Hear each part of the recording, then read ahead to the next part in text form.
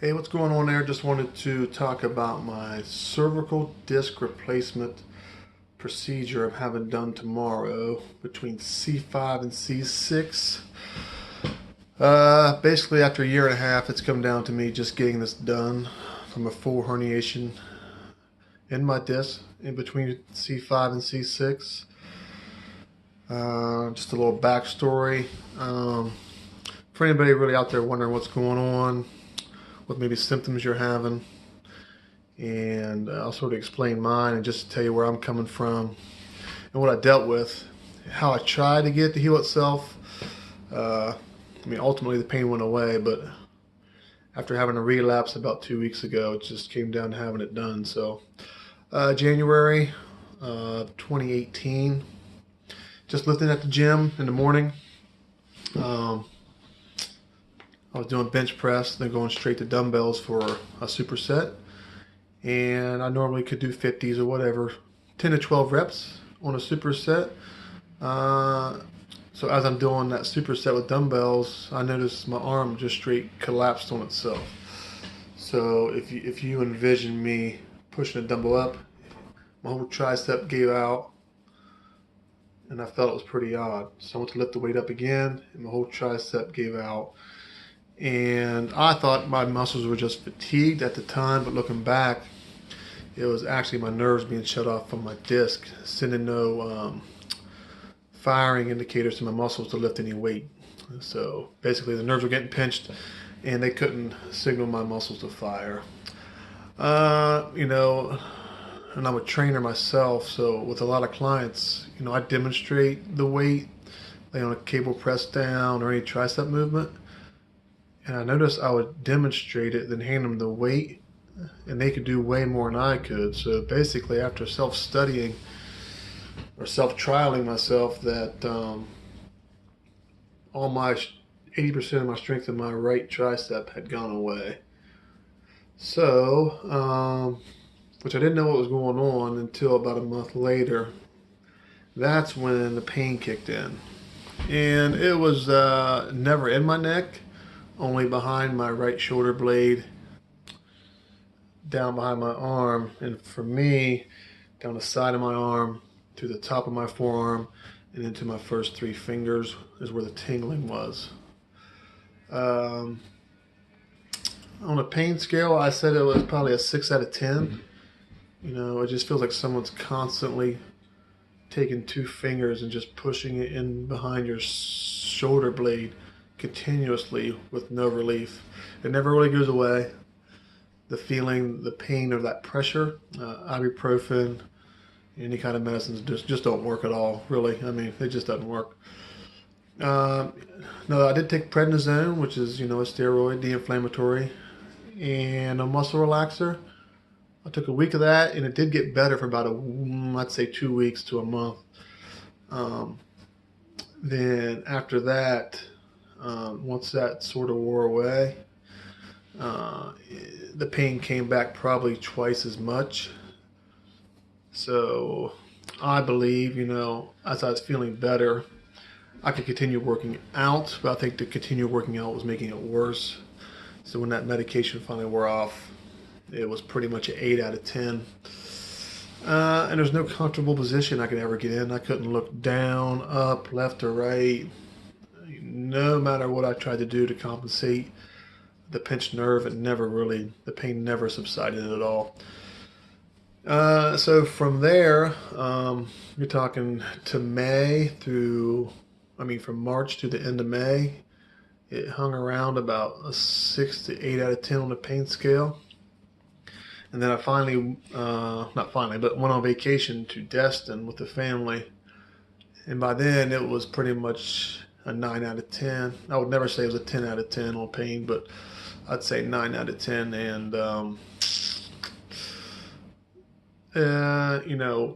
you're just trying to hide the pain at that point so your family can enjoy vacation, but you don't want them to know you're in pain. But just right behind that shoulder blade was just relentless, never let up. My fingers tingle every single day. I wouldn't say they hurt. I could barely feel them. It just felt like needles all day. So then when I got back from Destin, went to a pain management specialist. He wanted to do a cortisol injection, and my insurance would not cover it, and it was going to be like $1,500. So I said, forget it. So then I met with the surgeon the next week. I'd already done some research on, the cervical spine and options, weighing those out, but I knew for sure I didn't want to do a fusion. So I went to the surgeon based on referral and his cervical expertise, but not really researching exactly what his procedures were. So when I went to him, very, very good surgeon. I just didn't want to do fusions. That's pretty much the only thing he offered was fusions at that point. So, but he wouldn't even do a surgery. He wouldn't let me do a surgery without doing legit physical therapy. Back it up a week when I mentioned getting the epidural injection, that pain management doctor did prescribe me gabapentin. So from a week to next, by the time I seen the surgeon, 2 weeks followed before I seen physical therapy. So you're talking mid to late June by now.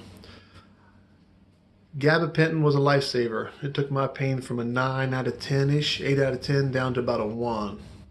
It took about a week or 2 weeks for it to kick in fully. So I know some people take gabapentin and don't feel anything after a few days for relief, but you got to take it for a week or two. But once it kicked in, I could do everything pretty much pain-free at that point. I felt like I was on cloud 9, and at that point I felt like I didn't even need surgery. So when I finally made it to physical therapy, I felt fine going in there. There wasn't really no issues other than my right arm was weak. So just fast forwarding, July clear through, where are we at, March of 2019. I didn't really do any upper body workouts. I didn't want to make it worse. I never did any back workouts, just thinking it would heal itself. Just doing some generic research that says a herniated disc will get better over time. But with my job and what I do, it's just unrealistic. I'm constantly handling weight because I'm a fitness trainer. I'm an athletic performance, trainer. So I'm always doing agility exercises and showing kids how to do that. And I'm also a basketball skill trainer. So I'm constantly jumping, shooting, dribbling, cutting. So at the end of the day, I think my job requirements and what I do would never enable me not to have the surgery done. With the new surgeon I went to, I basically just Googled cervical disc replacement surgeons, looked for the best star rating, and gave him a call. At that point, I was ready. What got me to that end point was I was working out, probably my first upper body workout in 2 months because I just sort of just been avoiding it. And I did chest, shoulders, triceps, and bis. It was nothing crazy, just a basic lightweight, high rep stuff. I didn't really try to go too hard ever anyways, but about 4 hours after I left the gym, I'd lost all my strength in my right arm again. So from last July to March, I gained about 80% of that back. Then in one training session, I lost it all. I couldn't even lift a 10-pound dumbbell from here to here when I can do 50 to 60 on this side. I got to where I couldn't even do 10 here. I just lost everything. And nothing really feels stable. My joint, my arm almost doesn't feel, shoulder doesn't feel like a stable joint anymore. I've lost over an inch of muscle around my right arm compared to my left. I've gotten severe atrophy from this. So my right arm has gotten way smaller. My right pec is almost flattened to nothing, where my left one still has the same shape. So I've had the pain, the tingling, and the muscle atrophy. I've researched a lot. I haven't seen anybody have the muscle atrophy that I've had. Most people wouldn't notice it, obviously, but someone like myself, I'm always trying to compare stuff and I can really tell certain angles, certain situations that I've definitely lost muscle, and just measuring it just justifies that. So basically, we're at tomorrow is my surgery. I should be getting a call today for my time tomorrow. They claim it as a minor surgery. When you get to a major surgery, they'd say normally you'd have blood work, EKG, this, that, and the other for like knee replacements. and what have you. But they're saying my surgery is a minor surgery, hour long, hour, 2 hour post-op, just depending how quickly you recover from anesthesia, then you're home. So I haven't been nervous at all. Of course, I've been really busy with training, trying to get everybody in before I'm off for 2 weeks. So basically, that's where we're at today. That's where I just want to shoot this video. You know, I've watched a lot of videos. I'd say with what I've had gone on is just about like everybody else's. There's always a pain behind the shoulder blade that radiates down the arm of some aspect into their fingers. The only difference with mine that I've seen that other people didn't have was the atrophy, the muscle loss. So there's two things. I'm either lost muscle or the nerves won't fire those muscles to trigger, to turn on. So they could be just there, just laying dormant. So to say I've actually lost muscle, I'm not 100% sure. But I know on a basic flex or whatever, it's definitely an inch smaller. So maybe those nerves ain't even firing those muscles, and it could be there, but that's just generically where I'm at. So I'm not sure if I'll give an update tomorrow or not, since it is the day of surgery. So hopefully I can update, periodically, a couple of days later, a week, month, like I've seen other people. So I guess this is sort of where you're at. I think it's my doctor said, or surgeon said that, you were going to have like a basic 9 to 5 job, not be active. I'm 38 years old now. You could possibly live your life without getting a cervical disc replacement, but it would never get better. That's the one thing to keep in mind, is like it'll never get better. It can only sustain where it's at or get worse. And in my mind, I'd rather get it fixed now while I'm still halfway young. And the doctor claims in 3 months I'll be 100% to do whatever I want, whether it's, the weight room or physical activity such as golf, swim, basketball, what have you. So he's also saying that I can be back to work in 2 weeks, a week if I wanted to, but he's going to have me in a brace to help support my neck. That way that bone can really fuse to that new disc replacement and lock it in tight. So everybody I've seen has had pretty good range of motion as far as up, down, left, and right the day after or even of surgery that I've seen. So that's pretty optimistic. I did watch the surgery. I wouldn't advocate that every time, but I did watch it because I'm a curious guy. I like to see that kind of stuff. So it's pretty cut and dry. Just like to just cut through here, go in, just move some stuff out of the way, clear path. I got a little bit of bone spurring and arthritis in my neck. He said he'd just clean that up too, so that's even better for anything down the road, I suppose. But to say finally what caused the injury, I have no idea.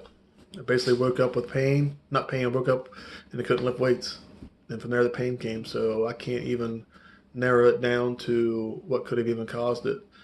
So that's probably the most unfortunate part going forward, is like, I'm not sure what to avoid to have it cause it from happening again. Now granted, it'd be a different disc, but still, you at least like to know what happened.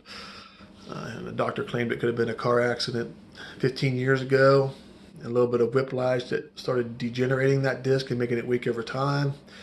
It could be the constant looking down at your cell phone, wearing out the disc, which that's going to become an epidemic, I'm sure, because the more people I talk to, the more people are having sort of symptoms like I'm having. And I think it's just looking down at your phone all day. So it helps wear out that disc. And as a trainer, I'm constantly looking down and counting back and forth. So going back after surgery, I'm trying to strategize a new way of being able to be productive with my clients and not looking down all the time. Maybe get down to eye level, being on one knee or whatever it takes just to be healthy, I suppose. But that's pretty much it. If anybody has any comments or questions I didn't answer, be happy to give you the best input I could. But I wouldn't say I'm nervous. I've had surgeries, reconstructive knee surgery, reconstructive ear surgery, so I'm not worried about being put out. It's a little unnerving, I suppose, that they're that close to your spinal cord. But, going through the front of the neck obviously helps that as much as possible, as far as they're not going through the back of my neck. So That's the only thing I'm really nervous about, just being near spinal cord. But I'm just ready to rock and roll. Oh, and the last thing, another symptom I have is just constant twitching. If I took my shirt off, you'd see my muscles just twitching. If I go to flex it, and then my lat is just, the muscles never stop twitching. Even when the pain's gone away, talking a year and 3 months now, I constantly twitch. So I know that nerve's just constantly being hit and just can fire all the time. So that's one of the things I'm looking forward to as far as right away, noticing that go away, the twitching. And then obviously any kind of increase in strength would be optimal as well. So, all right, that's all I got. I hope to be back in touch soon and fire any questions away.